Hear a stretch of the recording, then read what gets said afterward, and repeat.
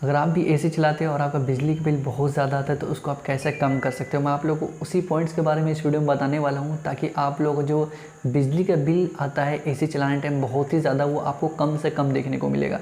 मैं आप लोगों को सारा टेक्निक बताने वाला हूँ, क्योंकि मैंने खुद से ये चीज़ नोटिस किया है। क्योंकि मैं एक वर्कर हूँ, तो मैं बहुत से घरों पर जाके जब एसी को बनाता हूँ तो वहाँ पर कुछ ऐसे भी कस्टमर रहते हैं जो कि मुझे बोलते हैं कि भाई मेरा जो इलेक्ट्रिसिटी जो रहता है बहुत ज़्यादा आता है उसका बिल। जब भी मंथली में मैंने ये नोटिस किया, तो उन्होंने स्टेप से मुझे बताया, तो मैं आप लोगों को साथ भी कुछ चीज़ शेयर करना चाहता हूँ, आप लोगों को बताना चाहता हूँ, ताकि आप लोग अभी जो इलेक्ट्रिसिटी रहता है वो आपका कुछ सेव होगा और आपका मंथली में जो बिल आता है वो आपको कम से कम देखने को मिलेगा। मैं आप लोगों को सारा पॉइंट्स बताने वाला हूँ, बस वीडियो पे एंड तक बने रहेगा। चैनल पे नए हैं तो चैनल पे सब्सक्राइब कर दीजिएगा। तो भाई सबसे पहले तो ये बताना चाहूँगा, हम लोग जब एसी परचेस करते हैं तो हम लोगों को इस चीज़ का आइडिया नहीं रहता है कि इलेक्ट्रिसिटी जो रहता है उसमें ज़्यादा से ज़्यादा भी आ सकता है। हम लोग सबसे पहले तो ये नोटिस करते हैं कि भाई इसका स्टार रेटिंग क्या है, ये कूलिंग किस टाइप का करता है, इसी चीज़ें हम लोग मतलब कि ध्यान देते हैं। ऐसे ध्यान देना भी चाहिए कि हाँ एशियन में जो ले रहे हैं उसमें कूलिंग बढ़िया से बढ़िया हो, लेकिन साथ ही साथ आप लोग कुछ चीज़ों को भी नोटिस करना चाहिए कि हम इलेक्ट्रिसिटी को कैसे सेव कर सकते हैं। सबसे पहला पॉइंट मैं आप लोगों को बताना चाहूँगा, कभी भी हम लोग एसी लगाते हैं, नॉर्मल सी चीज़ें हर एक को पता होगा, जिनको नहीं पता है वो भी इस चीज़ को ध्यान दें। हम लोग जब रूम में एसी लगाते हैं तो हमारे रूम का साइज़ रहता है 200 स्क्वायर फीट। एग्जाम्पल मैं आप लोगों को बता रहा हूँ, 200 स्क्वायर फीट का रूम है और हम लोग वहाँ पे 1 टन का एसी लगाते हैं तो वो सही से काम नहीं करेगा, ये मैं आप लोगों को बता रहा हूँ, ठीक है। तो ये बहुत ज़्यादा इंपॉर्टेंट चीज़ होती है कि रूम के साइज़ के हिसाब से हम लोग एसी लगाएं। अगर रूम के साइज़ के हिसाब से हम लोग अगर एसी लगाते हैं तो हमारा एसी जो रहता है वो बढ़िया तरीके से रूम को कवर करेगा, कूलिंग बढ़िया से बढ़िया हमें देखने को मिलेगा, जिससे क्या होगा हमारा इलेक्ट्रिसिटी कम से कम हमें देखने को मिलेगा उसका बिल, ठीक है। तो ये बहुत ज़्यादा इंपॉर्टेंट चीज़ होता है, हर एक को ये बात जानना चाहिए कि रूम के साइज़ के हिसाब से भी हम लोग एसी को लगाएं, ठीक है। तो ये पहला पॉइंट था। सेकंड पॉइंट की तरफ हम लोग बढ़ते हैं। सेकंड पॉइंट हमारा क्या है? सेकंड पॉइंट हमारा जो है वो भी बहुत ज़्यादा इंपॉर्टेंट चीज़ होता है। सेकंड पॉइंट ये है कि जब हम लोग रूम में एसी चलाते हैं तो बहुत से कस्टमर, मैंने इस चीज़ का भी नोटिस किया है कि वो करते क्या है कि एक रूम में एसी लगा हुआ है या फिर हॉल रूम में एसी लगा हुआ है, तो वो क्या करते हैं, बगल का जो डोर रहता है रूम का उसको वो ओपन कर देते हैं। उनको ये लगता है कि ये हमारा एसी चलेगा तो उसमें भी कुछ कूलिंग वगैरह होगा जिससे हमें कंफर्टेबल महसूस होगा। तो भाई ये तो सही है कि वहाँ पर आपका कूलिंग पहुँच जाएगा, लेकिन इससे प्रॉब्लम आपका ये होगा कि एसी ओवर रन करेगा। जितना उसको रन करके रूम में कवर करना चाहिए कूलिंग में, उससे क्या होगा, आपका अगर डोर ओपन रहेगा तो वो एसी ज़्यादा चलेगा। अगर ज़्यादा चलेगा तो आप जानते हैं ज़्यादा चलने पे ही क्या होगा, आपका इलेक्ट्रिसिटी आपको ज़्यादा देखने को मिलेगा, उसका बिजली का बिल। क्योंकि अगर वो सही से काम करेगा तो वो रूम को कवर करने के बाद कंप्रेसर जो रहता है, जो कि इन्वर्टर एसी है हमारा, वो स्लो हो जाएगा और धीरे धीरे वो कंप्रेसर रन करेगा, जिससे हमारा रूम को कवर भी करेगा और उससे आपका बिजली बिल भी कम देखने को मिलेगा। लेकिन हम लोग प्रॉब्लम क्या करते हैं कि सेकंड वाला जो डोर है हम लोग वो ओपन कर देते हैं, चाहते हैं कि उसमें भी कूलिंग हमारा करे। तो ये गलती अब कभी भी ना करें, इससे आपका इलेक्ट्रिसिटी ज़्यादा देखने को मिल सकता है। सेकंड पॉइंट था। अब लोग थर्ड पॉइंट की तरफ बढ़ते हैं। ये भी बहुत ज़्यादा इंपॉर्टेंट है, हर एक चीज़ को आप नोटिस कीजिए, तभी आपका जो बिजली का बिल होता है वो आपको कम से कम देखने को लगेगा। मैंने खुद से इस चीज़ को नोटिस किया है, ठीक है। तीसरा पॉइंट जो है वो बहुत ज़्यादा इंपॉर्टेंट होता है। तीसरा पॉइंट हमारा ये है कि हमें एसी को टाइम टू टाइम सर्विस करवाना ज़रूरी होता है। क्यों सर्विस करवाना ज़रूरी होता है? अगर हमारा एसी गंदा रहेगा तो इंडोर यूनिट का जो हवा फेंकने वाला ब्लोअर रहता है वो गंदगी से भर जाएगा। गंदगी से भर जाने से आपका ये होगा कि हवा का स्पीड कम रहेगा, हवा का स्पीड कम रहेगा, हवा आपको कम मिलेगा, जिससे आपको प्रॉब्लम ये होगा, कूलिंग आपको जल्दी देखने को रूम में नहीं मिलेगा, उसमें समय बहुत ही ज़्यादा लगेगा। जितना ज़्यादा समय लगेगा रूम में कूलिंग करने में, उतना आपका कंप्रेसर रन करेगा, कंप्रेसर जितना रन करेगा उतना आपका इलेक्ट्रिसिटी ज़्यादा देखने को मिलेगा।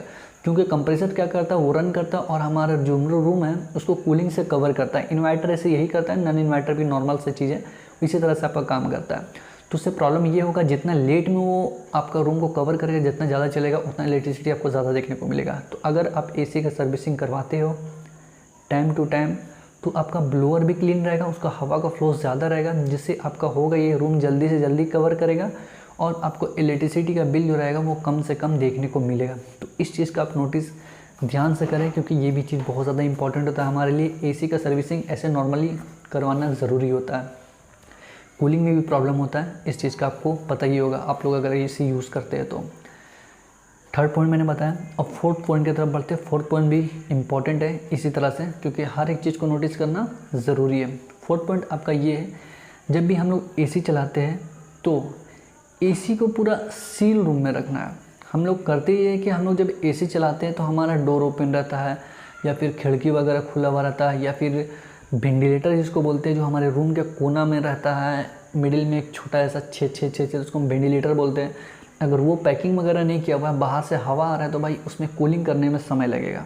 नॉर्मल सा चीज़ है, बाहर से अगर एयर आएगा तो भाई मिक्स हो जाएगा और कूलिंग करने में हमारा समय लगेगा।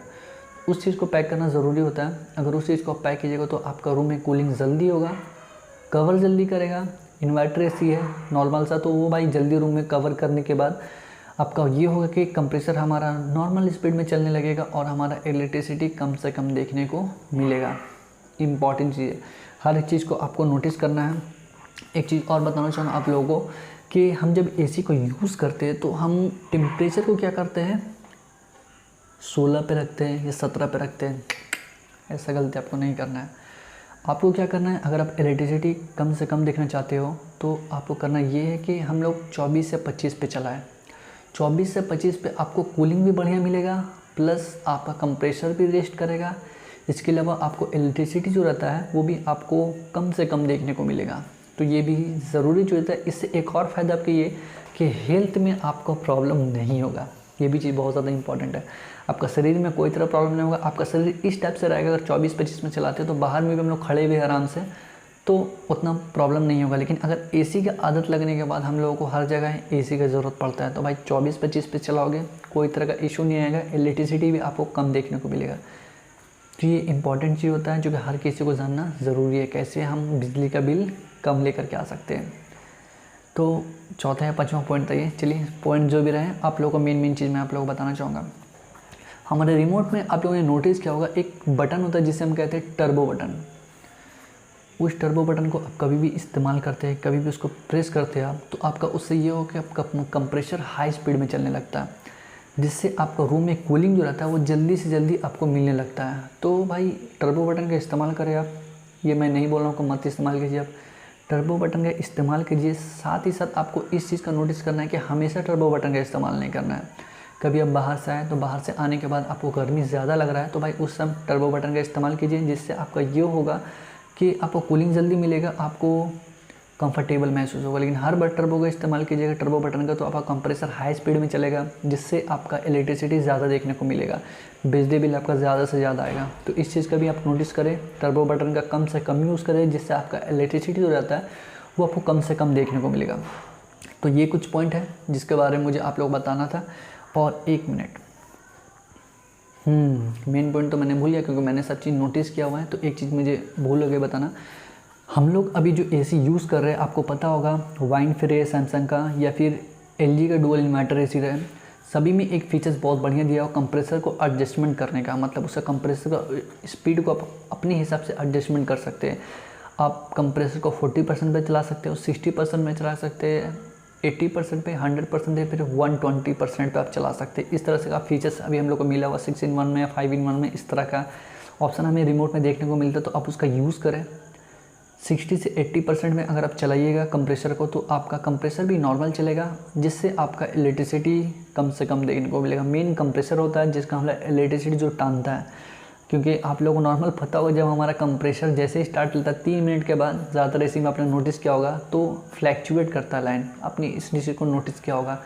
तो बस वही कंप्रेसर मेन होता है उसका स्पीड अगर हम लोग कम करेंगे तो हमारा इलेक्ट्रिसिटी भी सेव होगा, प्लस हमें बिजली का बिल कम से कम देखने को मिलेगा। तो ये कुछ पॉइंट्स थी जो कि मुझे लगा आप लोग बताना ज़रूरी है इस वीडियो के माध्यम से। अगर आपका बिजली बिल कम से कम देखना चाहते हो तो इस तरह से आपको काम करना पड़ेगा, तभी आपका इलेक्ट्रिसिटी जो रहेगा वो आपका सेव हो जाएगा। ठीक है, तो आज इस वीडियो में इतना ही, मिलते हैं नेक्स्ट वीडियो में। तब तक के लिए बाय फ्रेंड्स, वंदे मातरम, जय हिंद।